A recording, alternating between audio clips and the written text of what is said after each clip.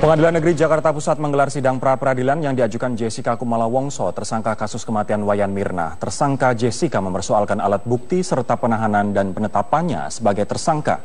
Sidang pra-peradilan yang diajukan Jessica Kumala Wongso dipimpin Hakim Tunggal Wayan Netra. Sidang beragendakan pembacaan permohonan yang disampaikan kuasa hukum Jessica.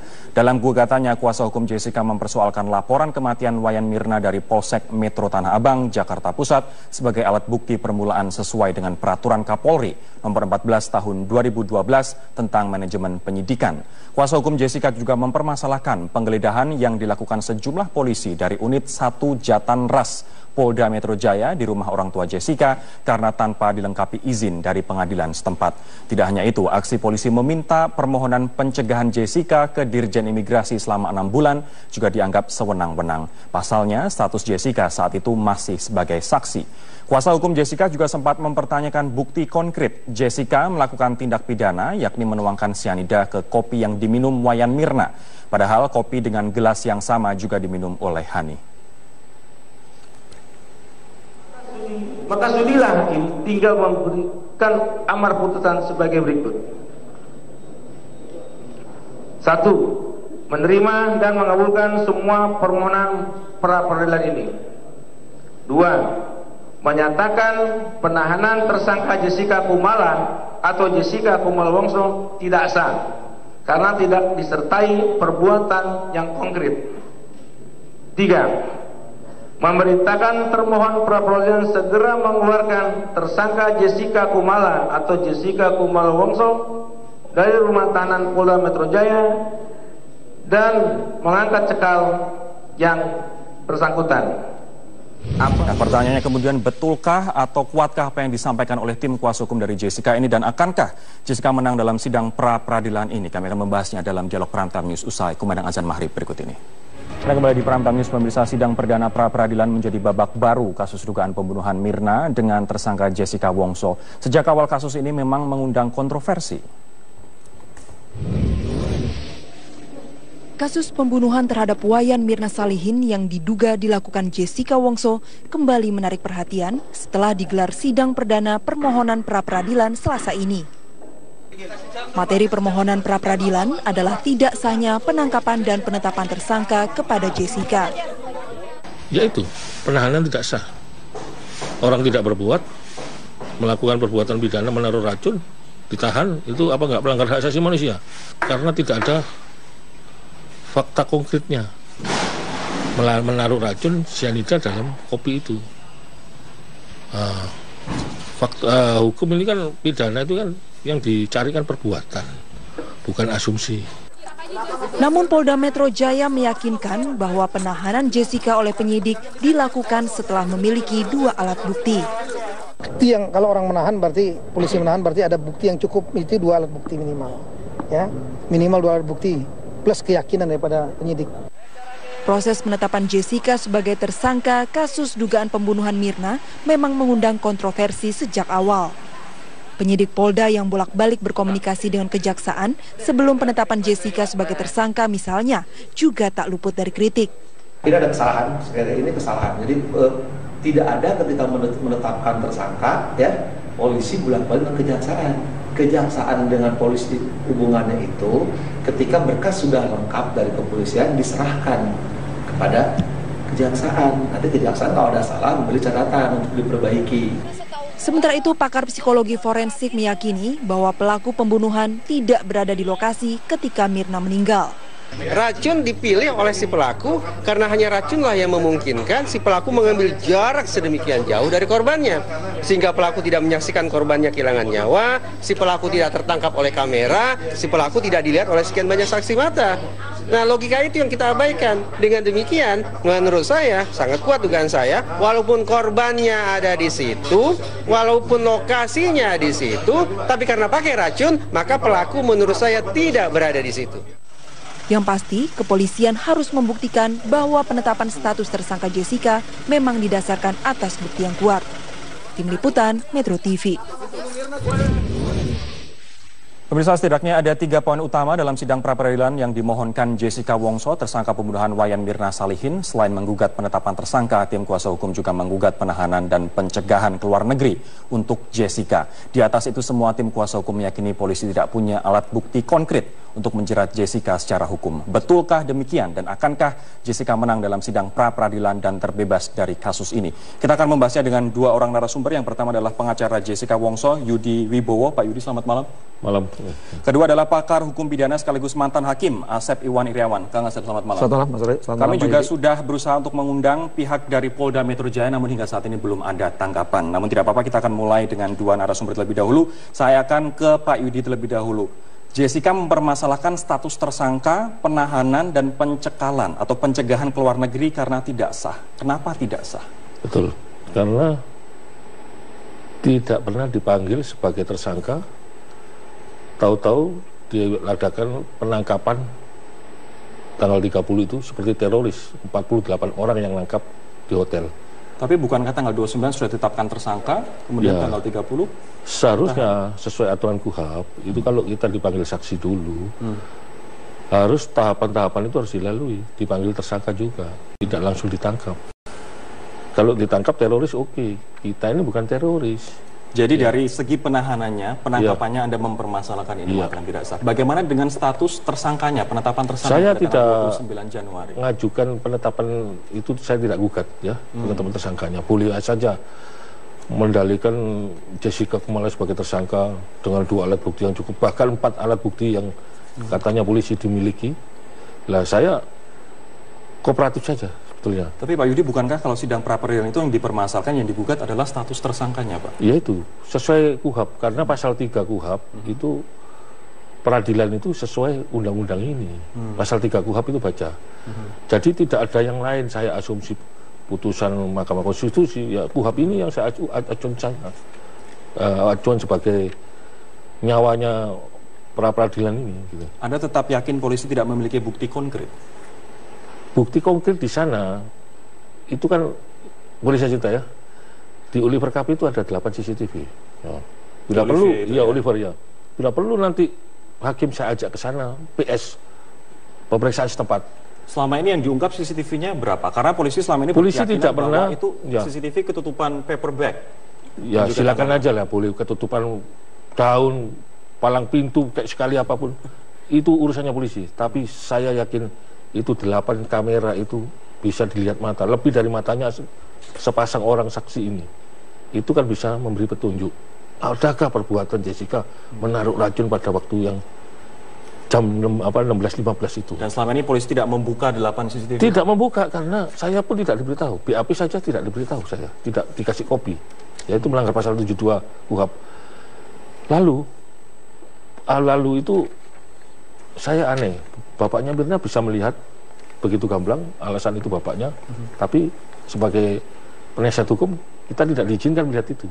Aliasnya rahasia. Gitu. Anda melihat ada ketidakadilan antara perlakuan kuasa hukum itu kan Anda yang ngomong ya, tapi saya boleh cerita saja. Saya ngomong, tapi saya ingin kesetujuan Anda, setuju atau tidak dengan pernyataan saya? Bisa saja. Itu merupakan ketimpangan. Saya takut nanti ada orang tersinggung nanti. Oke. Ya. Baik, saya akan ke Kang Asep sekarang. Kang Asep, Anda melihat bahwa 3 hal utama ini, walaupun tadi status tersangka tidak dipermasalahkan, tidak sah? Ya, bicara hukum acara, bicara legalitas. Benar dikatakan Pak Yudi adalah pasal 3. Proses peradilan menggunakan undang-undang ini. Nah, pengaturan pra-peradilan diatur dalam pasal 1, butir 10, pasal 77.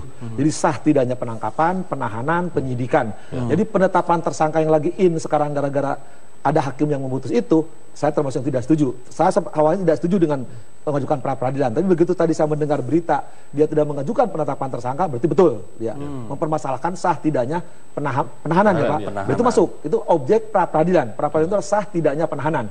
Nah, pengaturan penahanan diatur pasal 17, pasal 18, ya pasal 72, 75, itu jelas gini. Penahanan itu harus, nih penjelasannya kalimatnya bagus, harus betul-betul yang melakukan tindak pidana. Jadi ketika dia menetapkan secara penyidik penetapan tersangka, di penjelasan pasal 17 itu harus betul-betul dia pelaku yang melakukan tindak pidana. Dan harus ada saat ini Ya saya nggak tahu, makanya situ dukung ada bukti permulaan. Nah bukti permulaan itu di 183 sampai 4 jelas.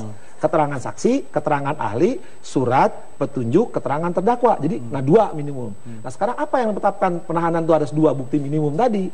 Nah lihat, betul nggak dia pelakunya? Nah ini perkara pembunuhan. Perkara pembunuhan itu ada jurisprudensi Hogerat, ya Mahkamah Agung Belanda 1919, ya. Rod penberitaste harus tenang, harus jelas siapa pelakunya. Nah, siapa pelaku itu harus jelas dibuktikan. Dalam asas hukum dikenal asas a posteriori. Harus berdasarkan pengalaman indrawi. Jadi harus ada yang melihat dan mendengar. Artinya apa? Ketika menunjukkan bukti permulaan harus ada saksi yang dia melakukan perbuatan itu. Karena dia pembunuhan, ya. Tidak boleh dengan a priori, yaitu pemikiran. Nah, saya dengar sekarang petunjuk. Petunjuk itu saya katakan 188 ayat 2 ditarik dari keterangan saksi, keterangan terdakwa dan surat. Tidak boleh tarik dari keterangan ahli. Ini artinya polisi tidak memiliki bukti konkret. Nah, saya bicara norma. Anak-anak KUHAP itu sekali lagi, konstitusi kita, Undang-Undang Dasar 45, pasal 24 ayat 5, harus dengan undang-undang by the way. Nah, undang-undang beracara adalah KUHAP. Tadi yang kutakan betul, saya setuju Pak Yudi, legalitasnya pasal 3. Jadi, semua peraturan orang dari mulai ditahan, ditangkap, inilah yang dipergunakan. Tidak boleh di luar ini. Inilah legalitasnya di luar ini. Tadi melanggar hukum acara. Ini artinya untuk penahanan. Nah, penahanan tadi harus ada alasan. Ya, sekarang dapat nggak berita acara? Saya nggak ngerti ya. Yang tahu fakta beliau. Penahanan itu harus ada berita acara. Tadi pasal 72. Ini berita acara tidak ada. Nah, saya tanya, berita acara ada, tapi panggilan dari tersangka itu tidak ada. Nah, berita acara itu penahanan, penyitaan, penggeledahan, dan itu segera atas perintah penasihat hukum harus disampaikan. Kalau nggak, ya nggak sah. Itu perintah KUHAP. Ya, yang disebut berita acara di pasal 75 itu diperinci dari penahanan sampai penggeledahan. Nah, pasal 17, 18 juga segera kalimatnya. Jadi kalau mereka ada berita acara harus dapat. Kalau nggak dapat nggak boleh. Jadi keluarganya harus dapat penahanan, penangkapan. Bahkan yang penting yang dikatakan oleh Pak Yudi tadi, ketika Rory manggil sebagai penyidik, sebagai saksi, ya dipanggil, kemudian tiba-tiba sekarang jadi tersangka. Tujuannya harus jelas, identitasnya, alasannya, pasalnya, itu harus sebat. Kalau ada pasal 71 kalau nggak salah itu kewajiban penyidik itu ada beberapa hal tapi yang disampaikan oleh ini bagian dari pembelaan hukum dari Polda Metro Jaya begitu yang mengatakan ada 2 poin utama.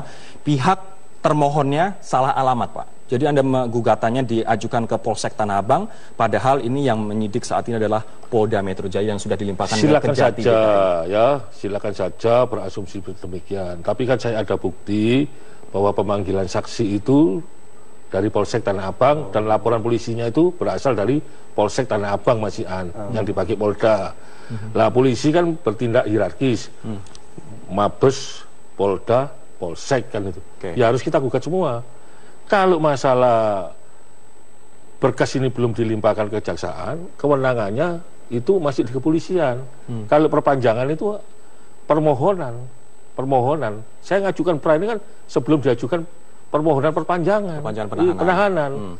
Jadi kewajiban itu masih di kepolisian. Kang Asep sebagai mantan hakim, adanya kesalahan dengan menyebutkan pihak termohonnya salah alamat itu akan mempengaruhi tidak? Enggak, dari apa? Kepolisian siki istilahnya tuh ya. Kata tuh saya juga tahunya gitu. Kepolisian Republik Indonesia siki Polda Metro Jaya, siki Polres Jakarta Selatan, siki Polsek Tanah Abang. Udah cukup. Tapi yang penting hubungan hukumnya dengan mana? Yang mengeluarkan surat perintah, yang bikin penahanan, itulah yang digugat yang penting. Tapi biasanya dalam praktek harus menyebutkan atasannya, gitu kan. Tapi yang dalam pelaksanaannya yang melakukan oleh Tanah Abang, ya itu yang Ini artinya tidak akan mempengaruhi putusan nanti dalam peradilan. Pihaknya ada permohonan peradilan itu siapa yang melakukan tadi sah tidaknya penahanan, siapa yang menahan, siapa yang melakukan penangkapan, itu aja. Nanti kita juga yang di peradilan adalah pihaknya itu. Nanti kita juga akan membahas terkait dengan pencegahan Jessica ke luar negeri pasca ditetapkan sebagai saksi, namun polisi juga bersikukuh bahwa saksi yang mengarah ke tersangka pun bisa dicegah. Kami akan membahasnya saat lagi. Saya akan kembali ke Pak Yudi. Pak Yudi, polisi berkeyakinan mereka punya alat bukti lengkap sehingga berkas pun sudah dilimpahkan ke kejaksaan dan kejaksaan akan mempelajari maksimal 2 minggu begitu. Betulkah bukti polisi sudah lengkap? Ya, itu secara teori KUHAP memang begitu. Polisi melemparkan berkas ke kejaksaan maunya supaya P21. Tapi jaksa tidak bodoh. Kalau tidak ada bukti konkret itu saya rasa dikembalikan lagi kepada polisi. Jadi P19 lagi? Iya, dari P19 dalam waktu 14 hari.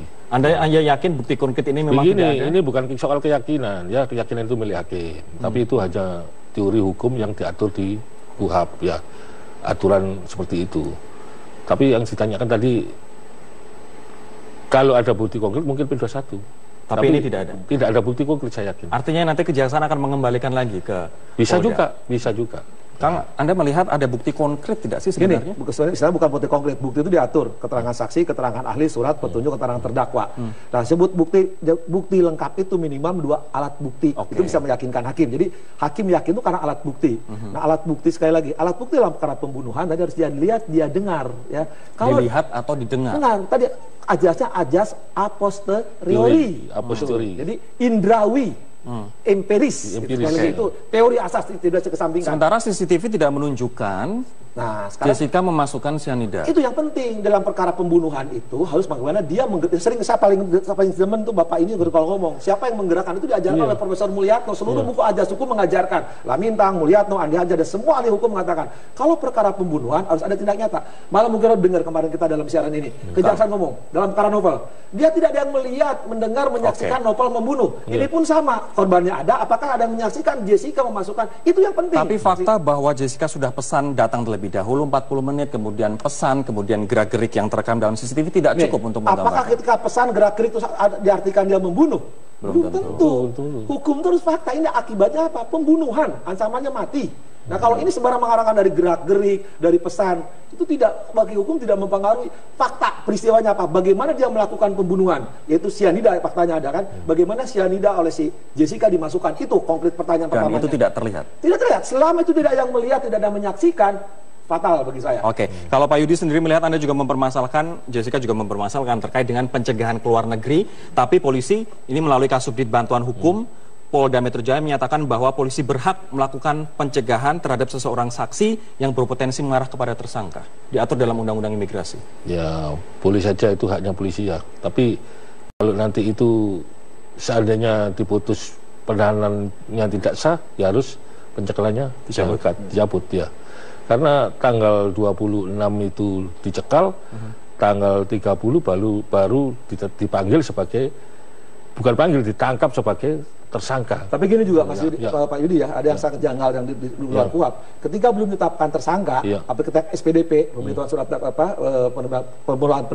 penyidikan, itu sudah ada tersangka, tapi itu belum. Malah penyidik udah datang ke kejaksaan tuh nggak boleh konsultasi. Konsultasi kejaksaan itu berkas 110 KUHP mengatur, berkas lengkap kirim, kalau enggak dikembalikan. Tapi kalau sebelum penetapan tersangka, polisi sudah datang ke jaksa, itu salah. Artinya apa? Jaksa ikut serta menetapkan tersangka, itu fatal dalam hukum. Jadi ketika misalnya berkas lengkap kirim. Tapi kalau belum tersangka ditetapkan, polisi tidak boleh datang kepada kejaksaan, dan kejaksaan itu tidak boleh memberi petunjuk karena belum. Nah, kalau berkas tidak lengkap mau gimana? Nah, itu kan bahaya. Kemarin saya lihat adanya penyidik yang datang kepada kejaksaan, itu fatal, tidak boleh. Sekali lagi jaksa tidak boleh ikut campur sebelum berkas lengkap. Dan berkas lengkap kalau kurang sudah tanda tangan. Ini artinya kalaupun misalnya bukti konkret tadi tidak ada, alat bukti tidak ada, jaksa pun kalau misalnya tidak terbukti harus mengembalikan. Harus kembalikan. Kalau bisa lengkap juga belum jaminan. Kalau misalkan P21 katakan P21 oleh jaksa harus jelas mana kalau kelengkapannya. Kita lihat bersama grafik ini, pemirsa, ini adalah terkait dengan poin-poin yang dimohonkan dalam sidang pra peradilan hari ini dari tim kuasa hukum Jessica Wongso. Kita lihat bersama-sama.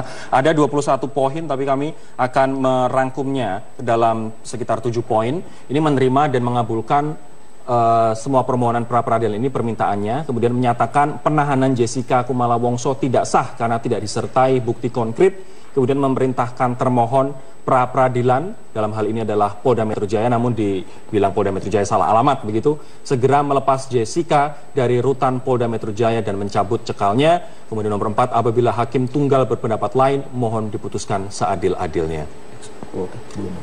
Kalau misalnya ini saya akan mengambil dari pengalaman Kang Asep sebagai hakim, apa yang akan diputuskan? Kalau saya sebagai hakim, maaf dengan segala hormat ya, saya tak mencabut, tapi saya percaya hakim yang memutus ini adalah saya kenal baik, seorang hakim yang pintar, dia muridnya Profesor Dr. Suparman, Ketua Muda Pidana. Sekali tanpa saya mencampuri urusan hakim, sekali karena Rodi tanya, kalau saya sebagai hakim, kalau tadi persyaratan pasal 17, pasal 18, pasal 72, 75, ada yang di 71 yang dilanggar, maaf ya dengan segala, akan saya kabulkan pra peradilannya. Karena telah masuki ini wilayah kewenangan pra peradilan. Ini artinya dengan dikabulkan Jessica Wongso akan terbebas dari status tersangka. Bukan, tadi kalau pra peradilan dikabulkan artinya penahanan tidak sah, bukan berarti tersangka belum tentu terbukti perbuatan. Ini hanya prosedural bahwa penahanannya tidak sah. Tapi kalau penyidik melakukannya silakan. Artinya jadi tidak berarti Jessica bebas, cuma penahanannya tidak sah. Cuma nanti kalau misalkan dia menyelidiki, silakan nanti main sidang pengadilan apakah perbuatan dia dilakukan. Sekali lagi perlu diperjelas oleh publik semua. Ini pra peradilan yang dipersoalkan oleh beliau ini, kebetulan dia bagus ya, pada masalah penahanan. Ini pernah sah atau tidak? Jadi kalau penahanan tidak sah, katakanlah tidak memenuhi persyaratan tadi yang disebut segera berita acara, bukan berarti bahwa Jessica itu tidak melakukan perbuatan. Masih bisa diproses lagi penahanan sesuai dengan prosedur kembali ke KUHAP.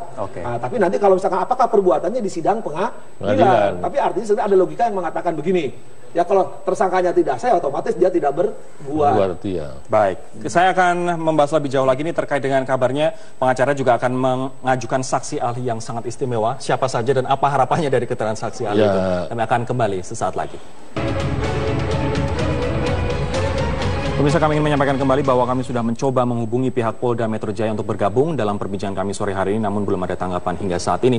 Saya akan kembali ke Pak Yudi. Pak Yudi, apakah Anda melihat polisi juga melakukan effort yang sama, usaha yang sama untuk menginvestigasi pihak lain di luar Jessica, atau seolah-olah Jessica terus saja yang menjadi fokus dari penyelidikan polisi dan penyidikan polisi? Saya tidak bisa melihat berkas yang lain ya, selain klien saya ya. Itu mereka melarang. Berkas klien saya minta kopi BAP-nya aja nggak dikasih, itu kan melanggar pasal 72. Ini artinya melanggar pasal 77 KUHAP itu. Oke, artinya seperti apa? Jessica seolah-olah diposisikan atau Anda melihat ada hal yang lain? Bukan. Ya itu kan aturan di KUHAP seperti itu. Jadi saya nggak tahu itu polisi gimana. Saya nggak boleh melihat pokoknya. Ya yang pemeriksaan saksi yang lain atau pemeriksaan yang lain-lain tidak bisa. Saya hanya fokus pada klien saya sendiri. Anda tidak melihat Jessica seolah-olah menjadi satu-satunya pihak yang dikondisikan? Selama ini satu-satunya, selama ini. Tapi polisi kan meriksa yang lain. Itu melihat aneh tidak Anda? Ya sangat aneh, tidak ada perbuatan. Tidak berbuat, diperiksa, jadikan tersangka, dan ditahan. Kalau tidak berbuat, ya tidak berbuat. Kalau karena saya melihat Jessica seolah-olah diposisikan sendiri, atau polisi sudah cukup sebenarnya usaha untuk menginvestigasi pihak yang lain. Kalau pengalamannya sebagai hakim, bukan sebagai penyidik ya. Tapi kalau kita baca berkas dari BAP kepolisian, biasanya kalau diperiksa itu banyak. Jadi di lingkungan itu harus misalkan ada tukang kopinya lah, ada orang-orang di situnya. Jadi tidak mengarah kepada sesuatu. Tapi kalau penyidik mengarah kepada Jessica, ya itu haknya polisi. Tapi apakah didukung dengan bukti permulaan yang cukup tadi ya? Yang di pasal 18 saya bacakan kan. Nih, saya bacakan pasal 17 biar jelas ya, pasal 17 tuh. Nanti jangan bilangin saya dukun juga nih. Nih, 17 nih. Perintah penangkapan dilakukan terhadap seorang yang diduga keras melakukan tindak pidana berdasarkan bukti permulaan yang cukup. Jadi diarahkan menangkap ke Jessica harus bukti permulaan cukup. Apa yang maksud bukti permulaan cukup? Penjelasannya. Bukti permulaan cukup untuk menduga adanya tindak pidana sesuai dengan bunyi pasal 1 butir 14. Artinya tersangka, menetapkan dulu tersangka. Pasal ini menunjukkan bahwa perintah penangkapan tidak dapat dilakukan dengan sewenang-wenang, tetapi ditujukan kepada mereka yang betul-betul melakukan tindak pidana. Artinya harus betul-betul melakukan tindak pidana. Apakah Jessica atau orang lain di sekitar itu, atau di luar orang itu? Itulah kewajiban adanya penyelidikan. Sekali lagi, polisi harus mentari. Biasanya kan begitu kejadian langsung ditutup, digeledah, disita. Apakah polisi sudah melakukan itu? Saya kan nggak ngerti, nggak tahu. Yang tahu itu bapak-bapak yang suka yang lain mungkin. Saya nggak melihat, tidak boleh itu testimonium di auditu. Saya hanya baca. Tapi kalau dari KUHAP, penyelidikan itu makanya mencari alat bukti, mencari tersangka, makanya ke penyidikan. Pak Yudi tidak melihat itu adanya usaha yang menyeluruh ini.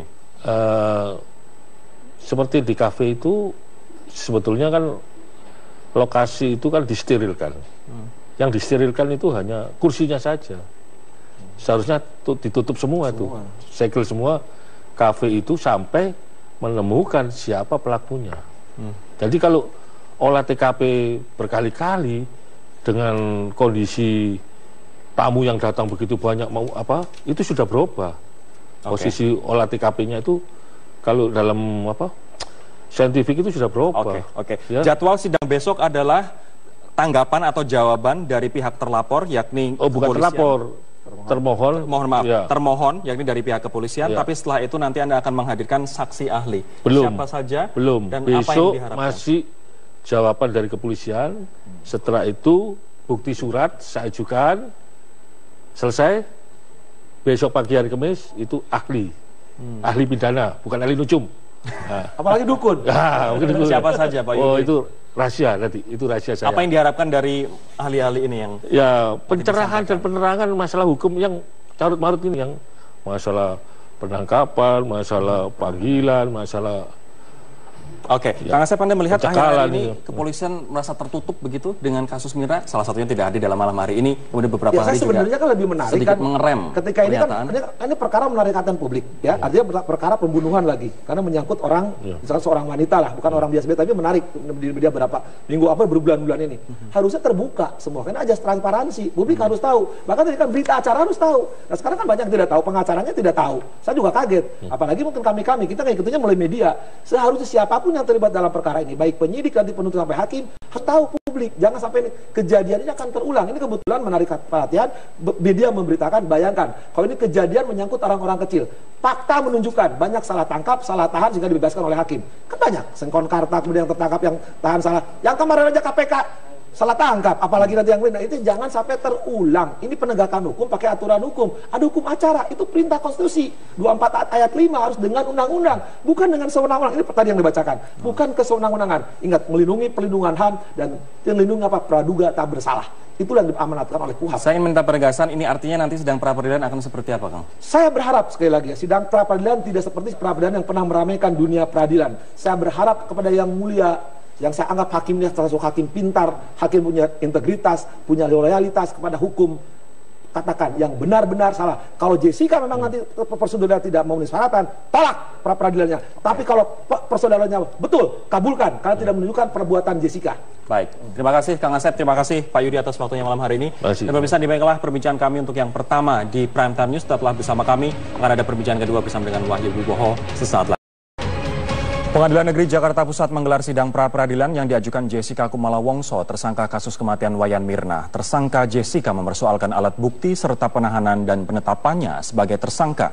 Sidang pra-peradilan yang diajukan Jessica Kumala Wongso dipimpin Hakim Tunggal Wayan Netra. Sidang beragendakan pembacaan permohonan yang disampaikan kuasa hukum Jessica. Dalam gugatannya, kuasa hukum Jessica mempersoalkan laporan kematian Wayan Mirna dari Polsek Metro Tanah Abang, Jakarta Pusat sebagai alat bukti permulaan sesuai dengan peraturan Polri nomor 14 tahun 2012 tentang manajemen penyidikan. Kuasa hukum Jessica juga mempermasalahkan penggeledahan yang dilakukan sejumlah polisi dari unit 1 Jatanras Polda Metro Jaya di rumah orang tua Jessica karena tanpa dilengkapi izin dari pengadilan setempat. Tidak hanya itu, aksi polisi meminta permohonan pencegahan Jessica ke Dirjen Imigrasi selama 6 bulan juga dianggap sewenang-wenang. Pasalnya, status Jessica saat itu masih sebagai saksi. Kuasa hukum Jessica juga sempat mempertanyakan bukti konkret Jessica melakukan tindak pidana, yakni menuangkan sianida ke kopi yang diminum Wayan Mirna. Padahal kopi dengan gelas yang sama juga diminum oleh Hani. Maka sudilah hakim tinggal memberikan amar putusan sebagai berikut. 1. Menerima dan mengabulkan semua permohonan pra-peradilan ini. 2. Menyatakan penahanan tersangka Jessica Kumala atau Jessica Kumala Wongso tidak sah karena tidak disertai perbuatan yang konkret. 3. Memerintahkan termohon pra-peradilan segera mengeluarkan tersangka Jessica Kumala atau Jessica Kumala Wongso dari rumah tahanan Polda Metro Jaya dan mengangkat cekal yang bersangkutan. Nah, pertanyaannya kemudian, betulkah atau kuatkah apa yang disampaikan oleh tim kuasa hukum dari Jessica ini, dan akankah Jessica menang dalam sidang pra-peradilan ini? Kami akan membahasnya dalam dialog Prime Time News usai kumandang azan maghrib berikut ini. Kita kembali di Prime Time News, pemirsa. Sidang perdana pra-peradilan menjadi babak baru kasus dugaan pembunuhan Mirna dengan tersangka Jessica Wongso. Sejak awal kasus ini memang mengundang kontroversi. Kasus pembunuhan terhadap Wayan Mirna Salihin yang diduga dilakukan Jessica Wongso kembali menarik perhatian setelah digelar sidang perdana permohonan pra-peradilan Selasa ini. Materi permohonan pra-peradilan adalah tidak sahnya penangkapan dan penetapan tersangka kepada Jessica. Yaitu, penahanan tidak sah. Orang tidak berbuat, melakukan perbuatan pidana, menaruh racun, ditahan, itu apa nggak melanggar hak asasi manusia? Karena tidak ada fakta konkretnya, menaruh racun sianida dalam kopi itu. Fakta hukum ini kan pidana itu kan yang dicarikan perbuatan, bukan asumsi. Namun Polda Metro Jaya meyakinkan bahwa penahanan Jessica oleh penyidik dilakukan setelah memiliki 2 alat bukti.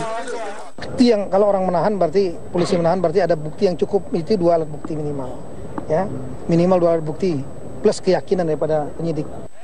Proses penetapan Jessica sebagai tersangka kasus dugaan pembunuhan Mirna memang mengundang kontroversi sejak awal. Penyidik Polda yang bolak-balik berkomunikasi dengan kejaksaan sebelum penetapan Jessica sebagai tersangka misalnya juga tak luput dari kritik. Tidak ada kesalahan, sekali ini kesalahan. Jadi tidak ada ketika menetapkan tersangka, ya polisi bolak-balik dengan kejaksaan. Kejaksaan dengan polisi hubungannya itu ketika berkas sudah lengkap dari kepolisian diserahkan kepada kejaksaan. Nanti kejaksaan kalau ada salah memberi catatan untuk diperbaiki. Sementara itu, pakar psikologi forensik meyakini bahwa pelaku pembunuhan tidak berada di lokasi ketika Mirna meninggal. Racun dipilih oleh si pelaku karena perlakuan itu kan Anda yang ngomong ya, tapi saya boleh cerita saja. Saya ngomong tapi saya ingin kesetujuan Anda setuju atau tidak dengan pernyataan saya.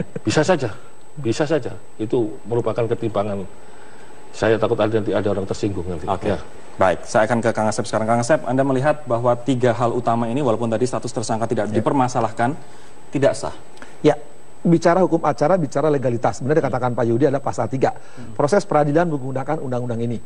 Nah, pengaturan pra-peradilan diatur dalam pasal 1 butir 10 pasal 77. Jadi sah tidaknya penangkapan, penahanan, penyidikan. Jadi penetapan tersangka yang lagi sekarang gara-gara ada hakim yang memutus itu, saya termasuk yang tidak setuju. Saya awalnya tidak setuju dengan mengajukan pra-peradilan. Tapi begitu tadi saya mendengar berita dia tidak mengajukan penetapan tersangka, berarti betul dia mempermasalahkan sah tidaknya penahanan ya Pak.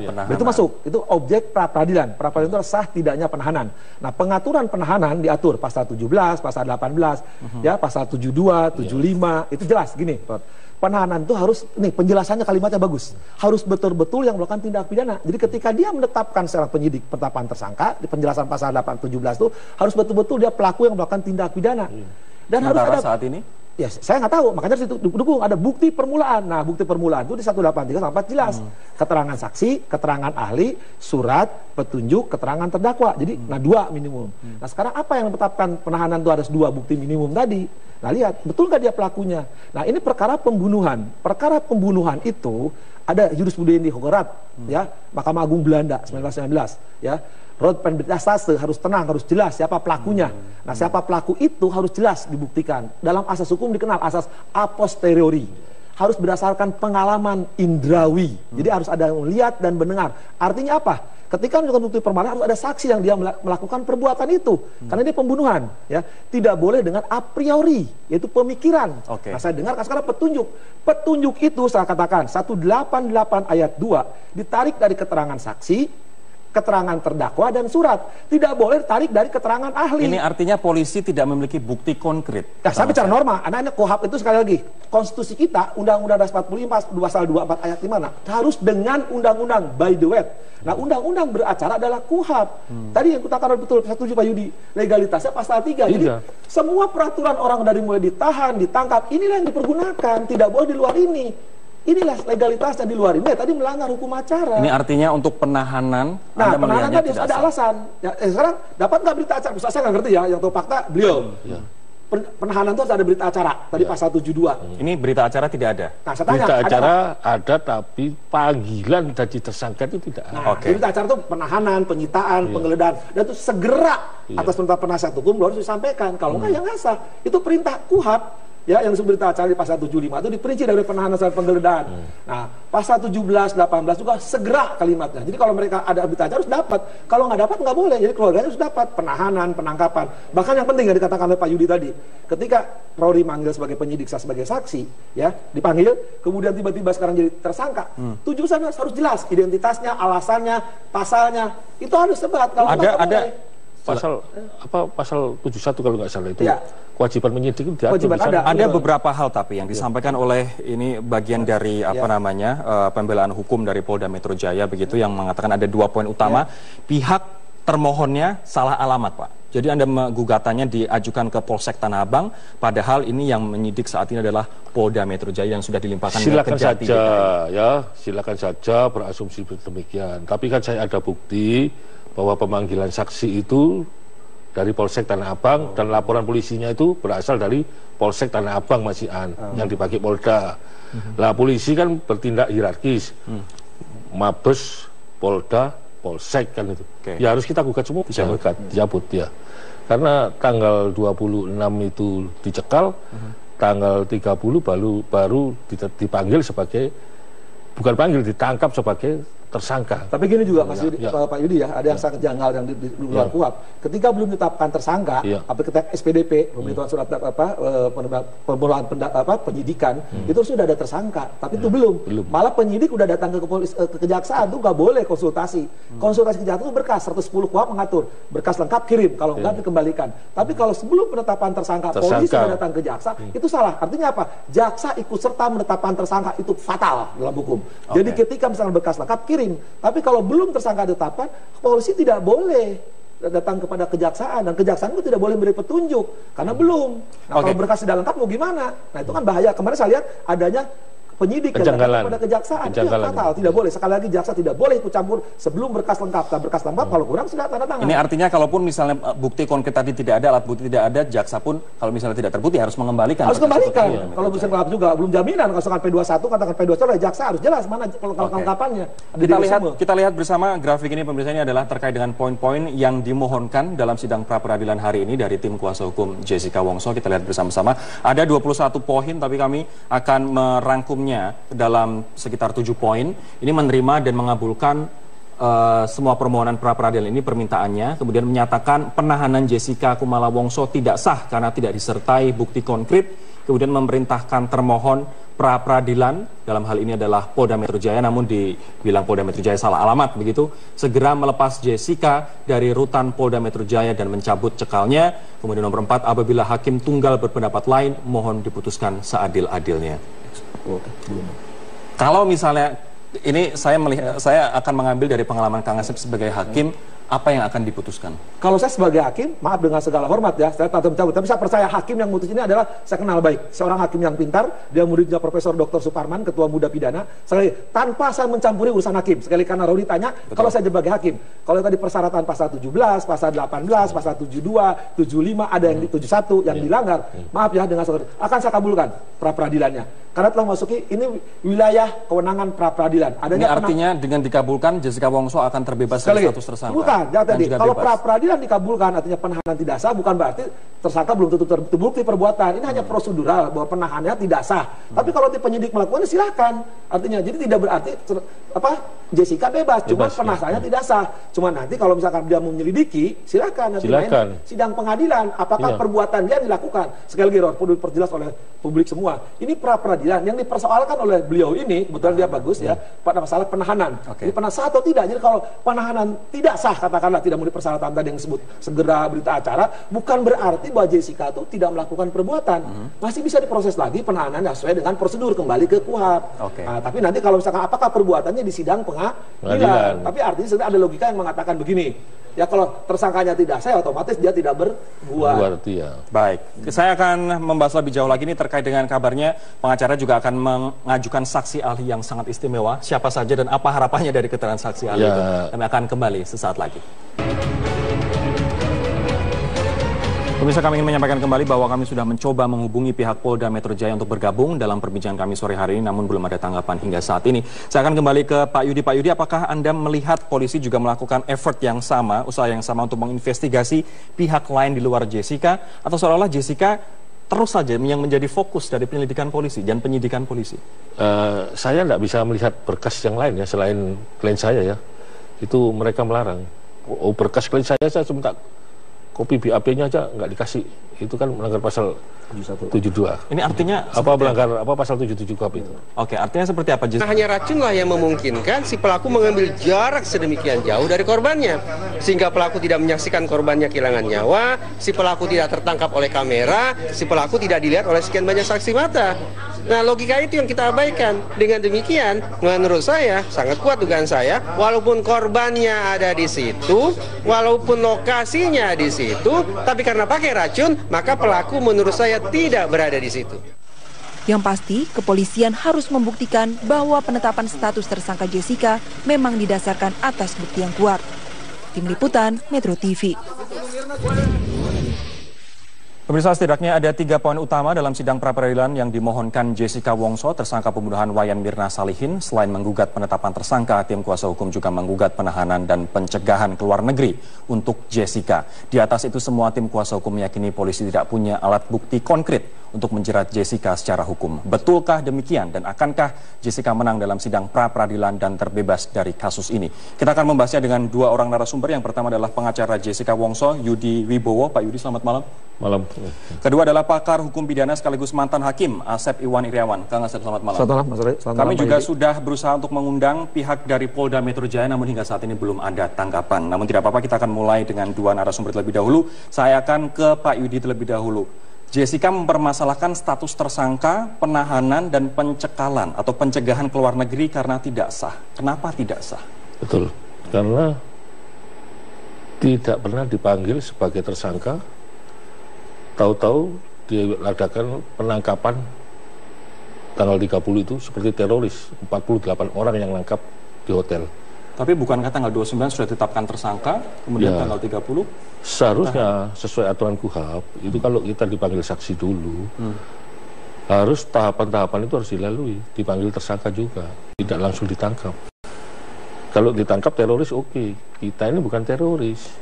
Jadi dari segi penahanannya, penangkapannya Anda mempermasalahkan ini yang tidak sah. Bagaimana dengan status tersangkanya, penetapan tersangka? Saya tidak 29 Januari. Ngajukan penetapan itu, saya tidak gugat ya, penetapan tersangkanya. Boleh saja mendalikan Jessica Kumala sebagai tersangka dengan 2 alat bukti yang cukup, bahkan 4 alat bukti yang katanya polisi dimiliki. Lah saya kooperatif saja.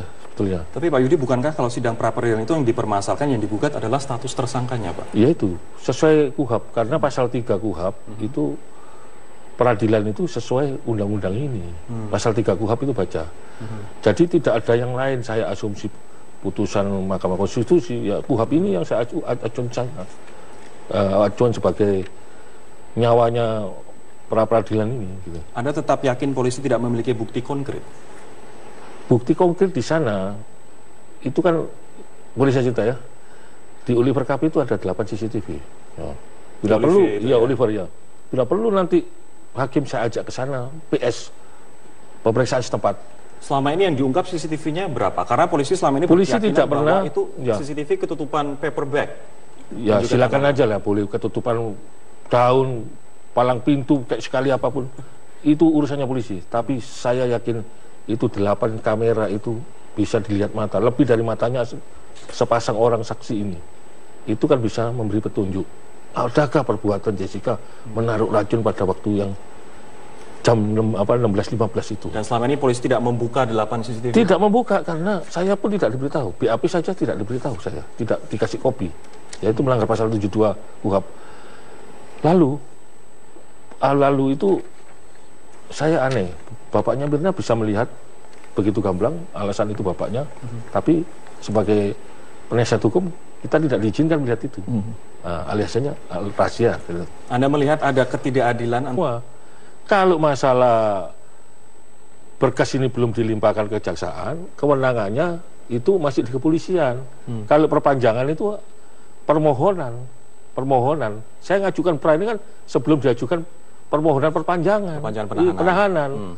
Jadi kewajiban itu masih di kepolisian. Kang Asep, sebagai mantan hakim, adanya kesalahan dengan menyebutkan pihak termohonnya. Ini salah alamat, itu akan mempengaruhi tidak? Enggak, dari apa? Kepolisian siki istilahnya tuh ya. Kata itu saya juga tahunya gitu. Kepolisian Republik Indonesia siki Polda Metro Jaya, siki Polres Jakarta Selatan, siki Polsek Tanah Abang. Cukup. Tapi yang penting hubungan hukumnya dengan mana? Yang mengeluarkan surat perintah, yang bikin penahanan, itulah yang digugat yang penting. Tapi biasanya dalam praktek harus menyebutkan atasannya, gitu kan. Tapi yang dalam pelaksanaannya yang melakukan Tanah Abang, ya itu yang Ini artinya tidak akan mempengaruhi putusan nanti dalam peradilan? Pihaknya ada permohonan peradilan itu siapa yang melakukan tadi sah tidaknya penahanan, siapa yang menahan, siapa yang melakukan penahanan, itu aja.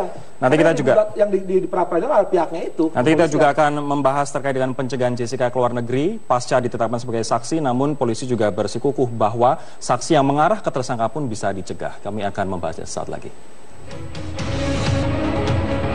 Saya akan kembali ke Pak Yudi. Pak Yudi, polisi berkeyakinan mereka punya alat bukti lengkap sehingga berkas pun sudah dilimpahkan ke kejaksaan dan kejaksaan akan mempelajari maksimal 2 minggu begitu.